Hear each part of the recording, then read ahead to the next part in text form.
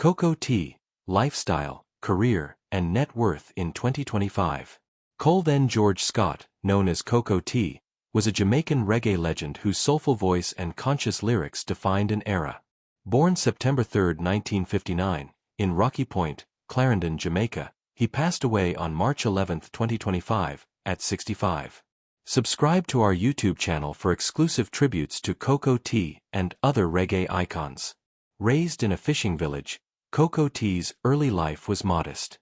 He sang in church and school choirs, nurturing his musical talent.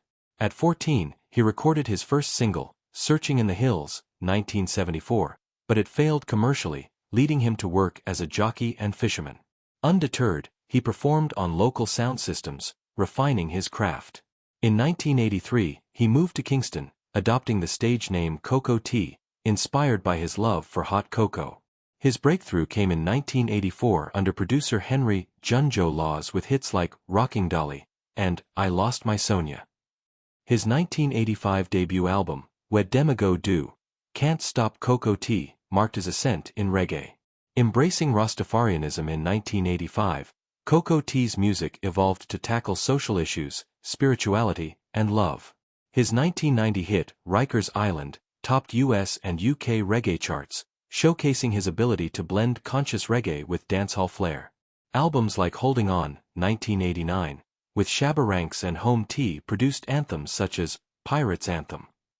Collaborations with producers like King Jammy and Philip, Fatis, Burrell yielded classics, including Israel's King, 1996, and Holy Mount Zion, 1997. His 2008 track Barack Obama celebrated global change, while his final works in 2024 included new singles under Roaring Lion Records, the label he founded in 1997 to nurture talents like Buju Banton. Cocoa Tea's global performances at Reggae Sunsplash and tours across Europe, Japan, and the US solidified his influence. He also organized Dancehall Jam Jam, 2003 to 2009, promoting reggae culture. His 2025 performances, despite health struggles, included a memorable set at Rebel Salute, showcasing his enduring passion.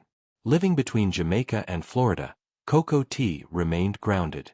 Married to Malvia Scott, he had 8 children, 2 pursuing legal careers in Toronto. Despite battling lymphoma since 2019 and pneumonia in his final months, he stayed positive, passing away from cardiac arrest in Fort Lauderdale. His philanthropy, supporting Jamaica's underprivileged, earned praise from Prime Minister Andrew Holness, who lauded his embodiment of the nation's spirit. Cocoa Tea's net worth at his passing was estimated at $1 to $2 million, derived from music sales, tours, and his label.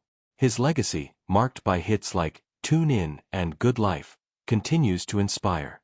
Tributes from fans and artists like Buju Banton and Luciano highlight his role as a reggae ambassador, leaving a timeless impact on the genre and Jamaican culture.